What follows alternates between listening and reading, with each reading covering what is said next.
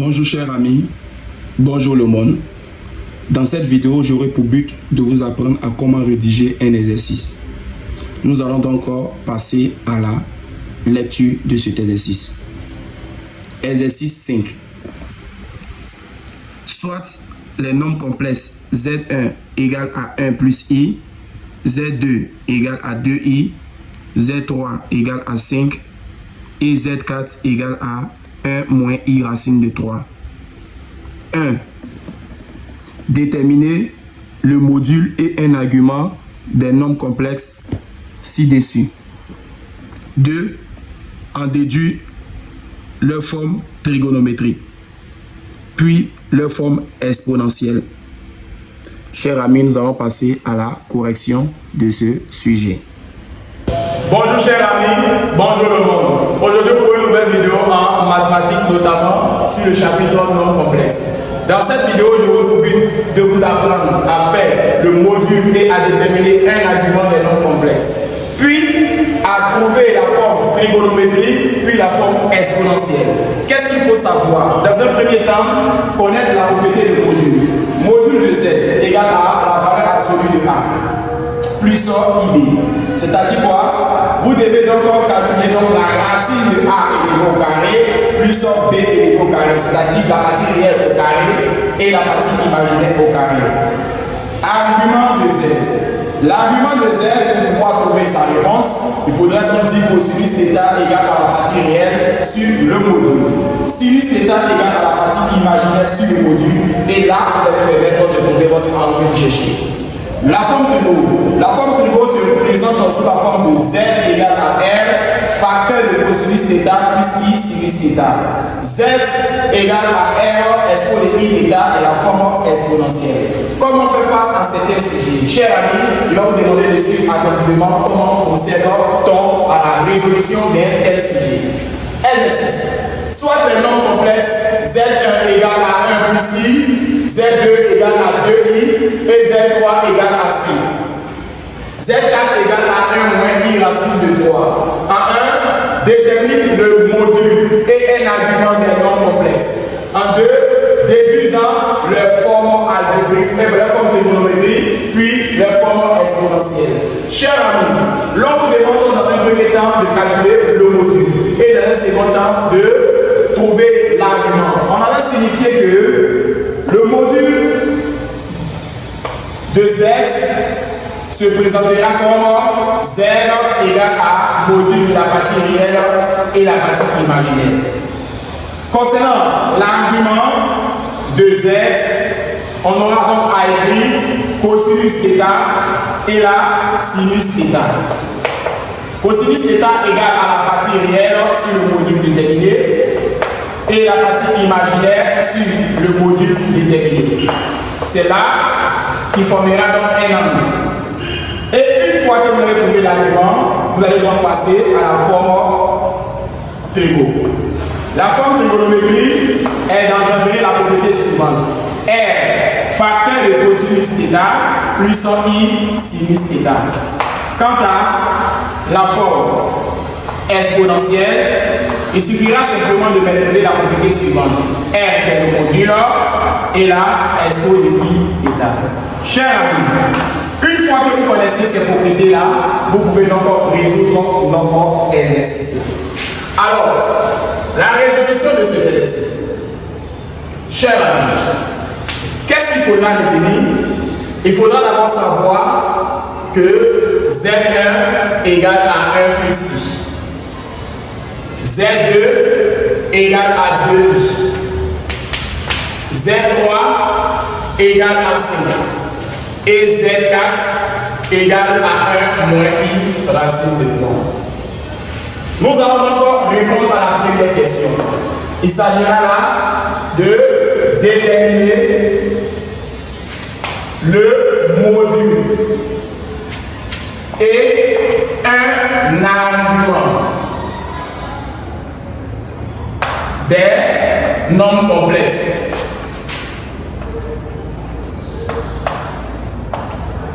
Si désir. Chers amis, nous allons commencer au cas Z1. Calculons donc le module de Z1. On aura à écrire module de Z1 égale à module de l'expression de Z1,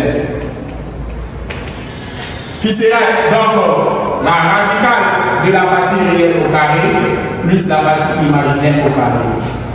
On aura donc module de Z1 qui est égal à la racine de 2.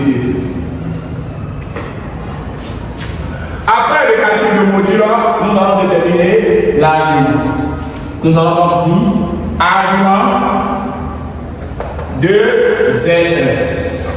Pour cela, nous allons donc signifier soit θ1, l'argument de Z1. Et on aura cosinus θ1 et la sinus θ1. Le cosinus θ1 égale à la partie réelle sur le module de Z1 trouvé. Quant à sinus θ1 égale à la partie imaginaire sur le module de Z1 trouvé. La partie réelle égale à 1. Le module trouvé égale à racine de 2. On aura donc racine de 2 sur 2 après expression conjuguée. Partie imaginaire, on aura donc 1 et le module racine de 2.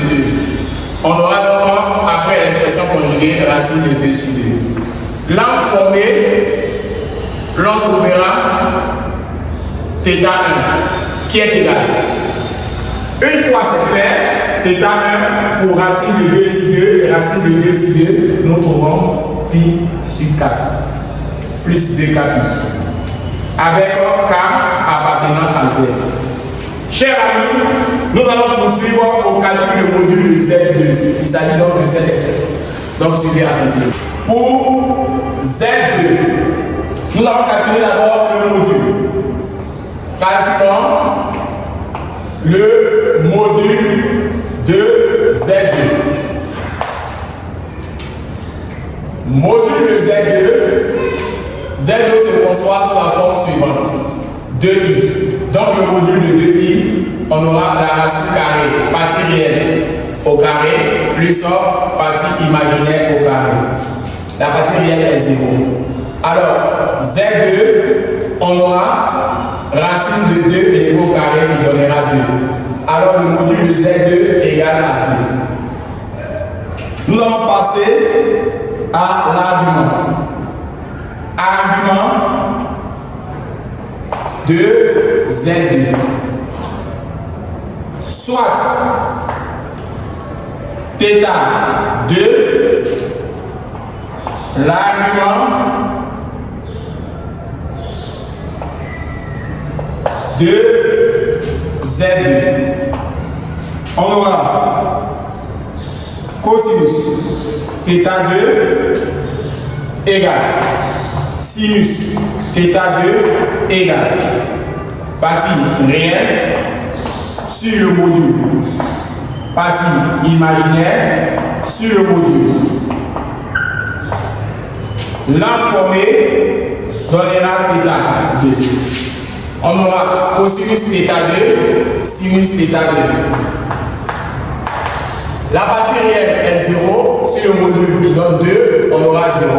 Partie imaginaire est 2, sur le module qui donne encore 2, on aura 1. L'angle appelé θ2 serait donc égal à pi sur 2 plus 2 k. On aura à dire que k appartenant à Z. Nous pouvons donc en déduire que l'argument de Z1 égale, comme l'on a demandé un argument avec A majuscule, égale à pi sur 4, et l'argument de Z2 qui vaut pi sur 2. Nous allons procéder au cas pour Z3. Z3, nous allons donc calculer le module de Z3.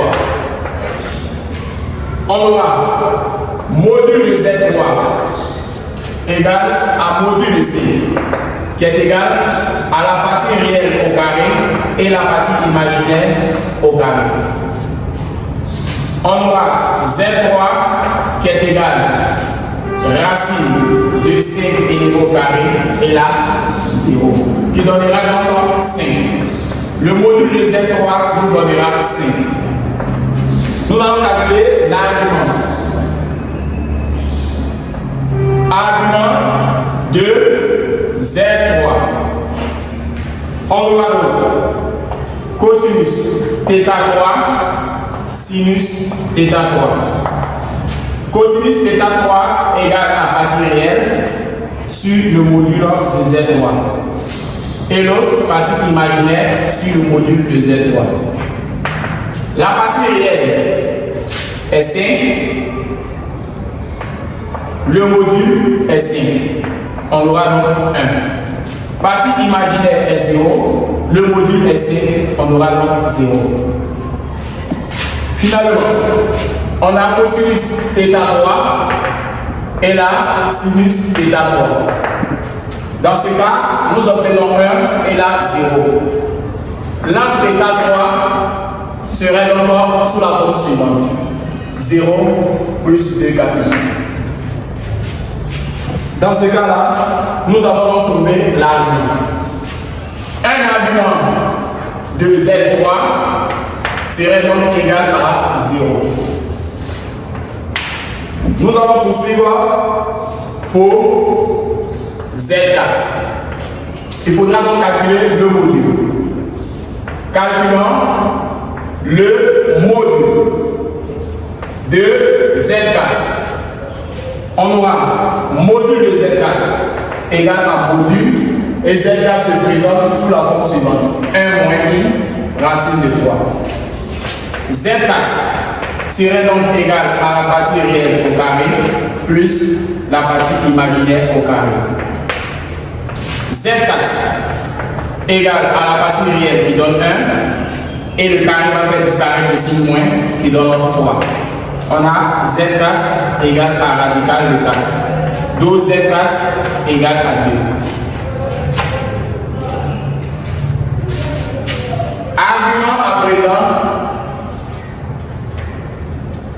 de Z4. On aura à écrire cosinus θ 4 et là sinus θ 4. La partie réelle sur le module de Z4. La partie imaginaire sur le module de Z4. Une fois c'est fait, on aura partie réelle est 1, le module est 2. Partie imaginaire est moins racine de 3, module est 2. L'angle formé, on prend le cosinus pour calculer l'angle et on prend le signe de sinus pour imposer. Dans ce cas-là, on aura à dire que θ 4 serait donc égal à moins pi sur 3, plus 2 kappa. On dira dans ce cas-là que K appartient aussi à Z, comme cette information. K appartient à Z. Une fois c'est fait, on dira donc que argument, comme il s'agit d'un argument, de Z4 égale à moins pi sur 3. Alors, chers amis, voici ce que nous trouvons sur le module et l'argument. Passons donc à la prochaine question. La prochaine question ici, c'est de déterminer leur forme trigonométrique et leur forme exponentielle.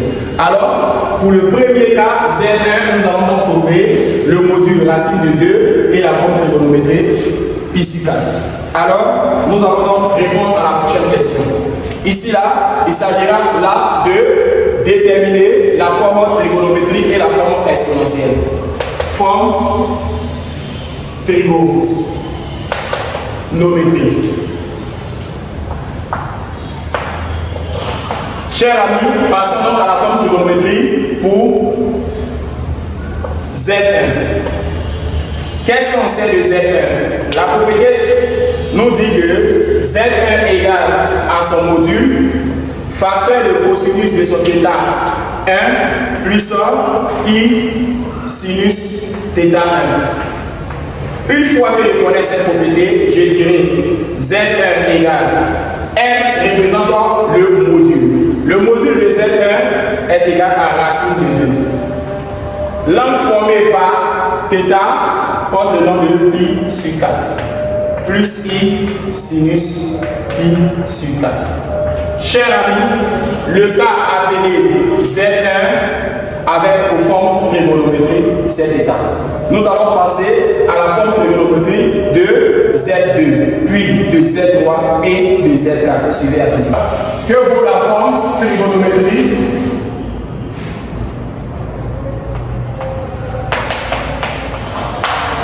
de Z2? Qu'est-ce qu'on avait trouvé comme angle de Z2? L'angle de Z2 était ici 2, quant à son module était 2. Donc le module de Z2 était 2 et son argument de Z2, on avait trouvé donc pi sur 2. Chers amis, en fonction des deux écritures trouvées, nous pouvons donc élaborer la forme trigonométrique. On aura donc à dire Z2 égale à R cosinus θ2 plus I sinus θ2. On aura à dire Z2 égale R qui est le module, ça ira de 2, cosinus l'angle qui est égal encore à pi sur 2, plus I sinus pi sur 2. Alors, chers amis, une fois que c'est fait, nous allons donc poursuivre et passer à la prochaine étape. Il s'agira là de forme trigonométrique de Z3. Ici, nous avons donc comme module de Z3 l'information passée 5. Quant à l'argument de Z3, nous avons comme angle 0. Alors, nous avons donc les deux expressions, nous pouvons donc en déduire le module, la forme trigonométrique. Z3 serait égal à R cosinus θ3 plus I sinus θ3. C'est dans ce cas que nous allons donc avoir Z3 égale à module 5 facteur de cosinus de θ3. Notre angle est égal à 0 plus I sinus 0. Si nous allons aller au bout de notre idée, sachant bien que cosinus de 0 nous donne 1 et sinus 0 nous donne 0. Dans ce cas-là, on aura donc Z3 qui se présentera sous la forme de signe toujours. Car cosinus 0 nous donne 1 et sinus 0 nous donne 1. Passons donc au cas Z4. Qu'est-ce qu'on sait du module de Z4? D'après les informations passées, Z4 égale à 2 au module. Et l'argument de Z4 égale encore à pi sur 3.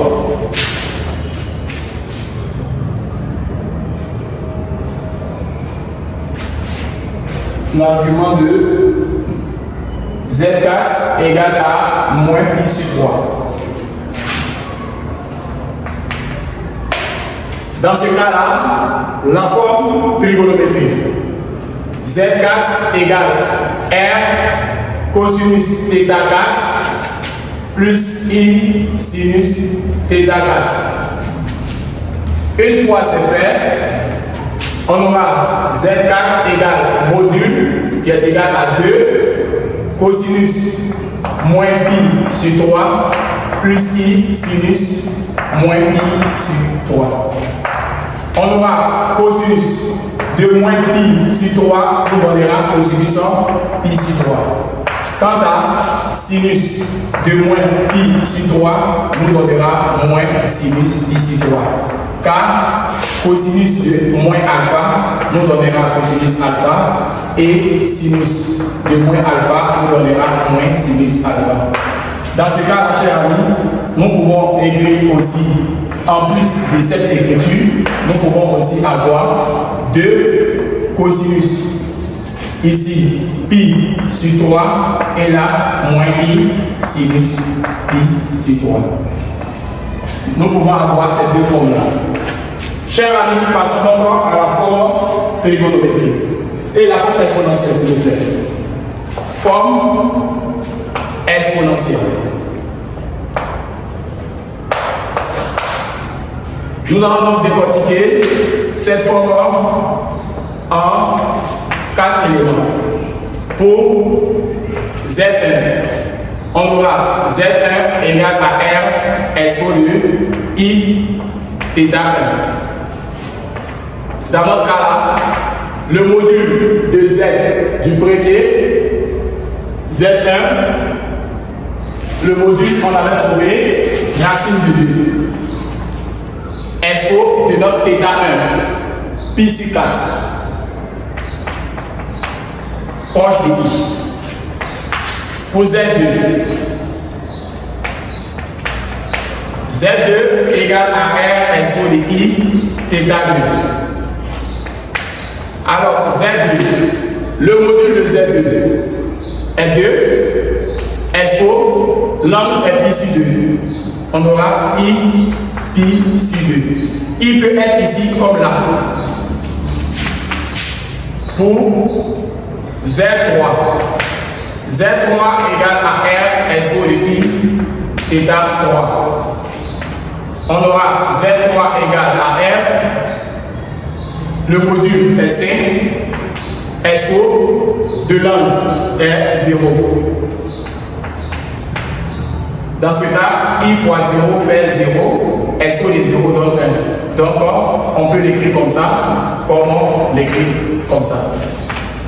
Et pour finir, Z4. Z4 égale à R expo de I θ4. On aura Z4 égale module. Le module ici est 2. Expo, notre angle est moins ici 3.